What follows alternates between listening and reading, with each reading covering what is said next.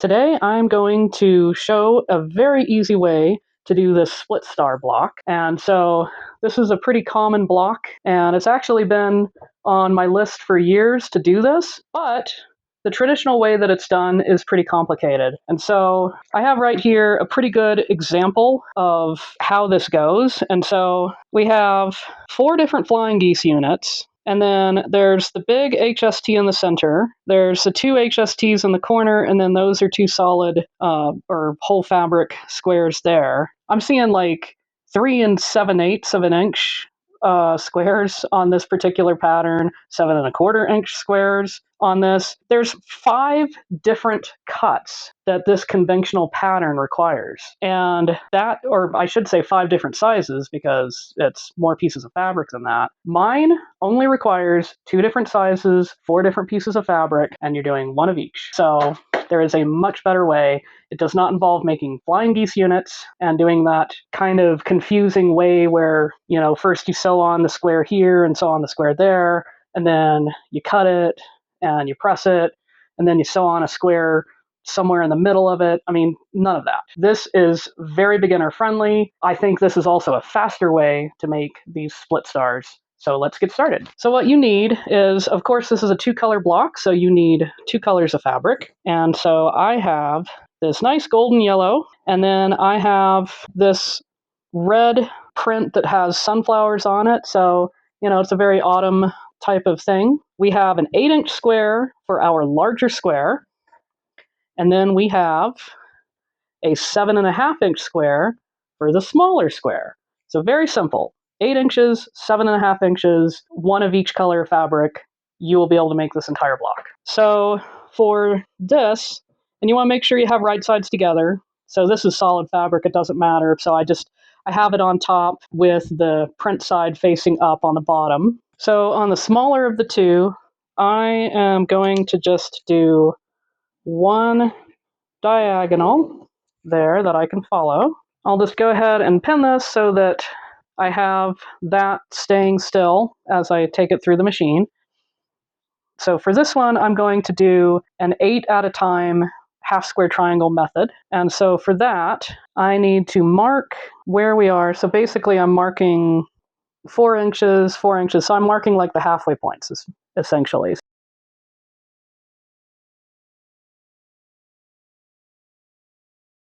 All right, so I'm just going to secure this with some pins as well. And now I am ready to sew this up as well.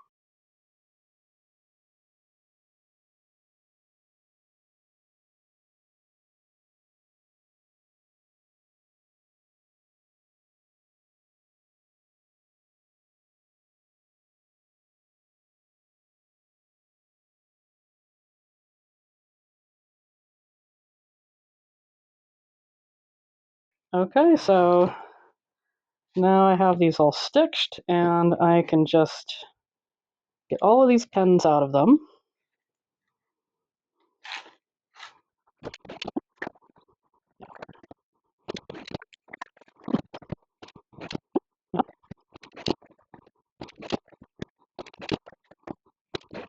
All right, so now that I have my 8 units this way, and I have my 2 big HST units this way, I'm going to go ahead and press these. I'm going to press the seams open. You don't have to, you can press them to the side. It's just my preference. All right, so now I have these nice and pressed, but I need to trim them because I do have a little bit of wonkiness, and basically whenever I make HSTs 2 at a time, 8 at a time, etc., I always need to trim them. So I'm going to go ahead and get out a ruler. I'm using a ruler that has a diagonal, and I need to trim these to 7, so I need a ruler that is at least 7 inches square to do this. All right.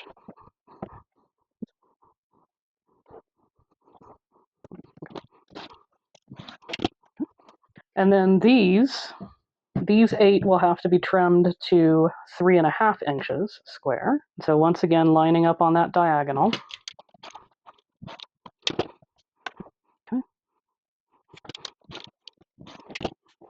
Okay, so I'm going to speed through getting the rest of these trimmed. All right, so I have all of these nice and trimmed up. So like I said, 3 1/2 inches there, 7 inches there. And so here is where the real magic happens. This is actually a disappearing block. And so at least this part of it, I should say, is a disappearing block. And so what I want to do is I want to split this into 4 equal sections. Okay. I'm going to try to get that down. There we go. Okay. Okay. All right. So we have those. Okay. So I'm going to set those up there, and then we're going to do the same thing over here.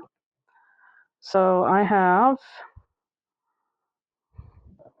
this one that I am cutting the same way.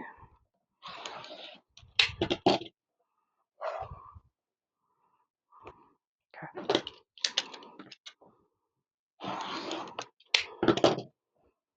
All right. Okay, so we have that, and we have this. So I have those. I'm going to put my HSTs like this, okay? And then this is a pretty cool trick. If I flip it this way and flip it this way, that corner will be that way.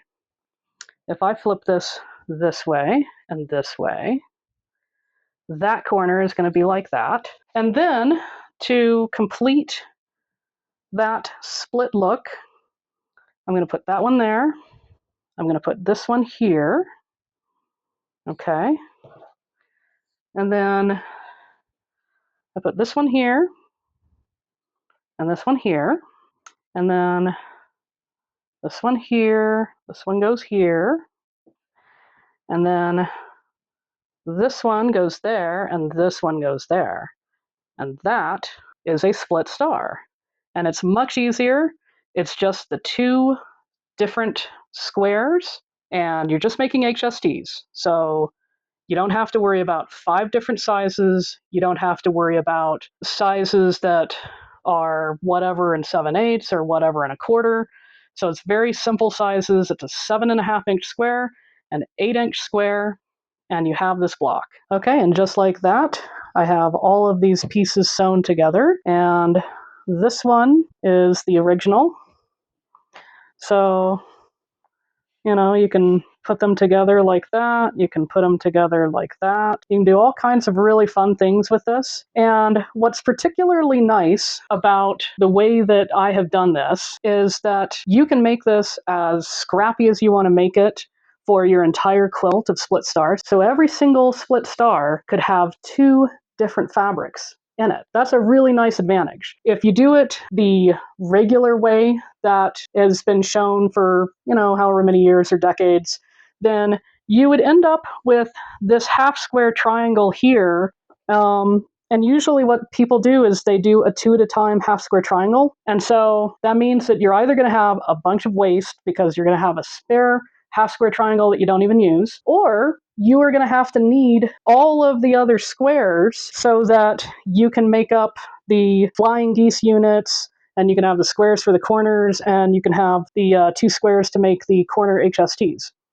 So needless to say, I think this is a much better way to do it. Just looking at it, this seems like a much faster way. So I hope that, you know, if you have made the split star and you're wanting to make another one, but you just didn't want to have to go through all of that all over again, the regular way of doing it, then you should try this way. And if you're like me and for a long time you put it off and didn't make one because you looked at the directions and you're like, that's just a little bit more complication than I feel like doing in the moment, then hopefully this is going to empower you to go ahead and go for it. Thanks for watching.